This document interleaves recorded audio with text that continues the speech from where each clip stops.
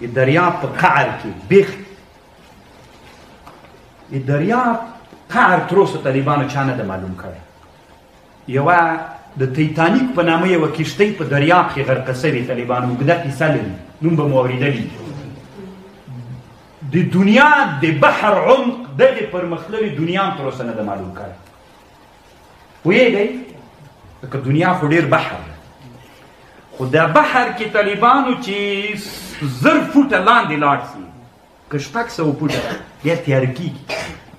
هلته بیا حیوانات چې ګرځي د دریاب په بیخ کې، هغوی ته الله بیا د سترګو په مابین کې یو نورانیت ورکړی. کله چې دا مایع په حرکت شي، هلته چې کوم مایان پیدا کړي هغه حیوانات څنګه چې په حرکت باندې چې دلته رڼا پیدا شي ګروپ ولګېږي.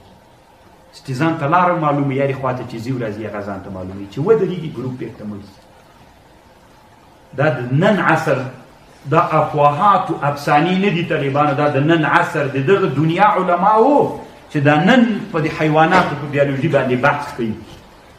رب العالمین ده هلته بیا تیاره ده، کار نه ورکوي چې ځان ته به لاره نو څنګه پیدا کوي، یا هلته دلته رڼا پیدا کوي.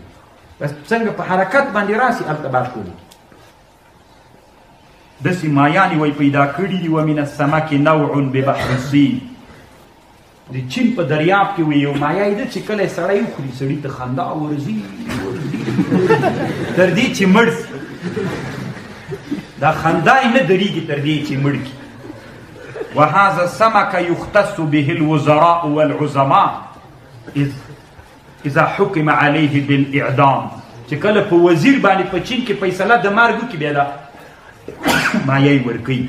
ويشترونه سرا وبه يموتون من الضحك وحكومة الصين تمنع بيعه. د دې مایع منع بیع ناروا ده، دا خرڅول اجازه ده. څنګه د رب العالمین ده که نه؟ دا څه ماده پکې ده چې سړی خندوي؟ دا ماده څه ده؟ په دې ماده باندې بحث وکړه. تا نه پوښتنه کوم مولا، په دې ماده بحث وکړه، دا مایع را پیدا کړه او په دې بحث وکړه چې دا ماده څه شی ده چې سړی خندوي.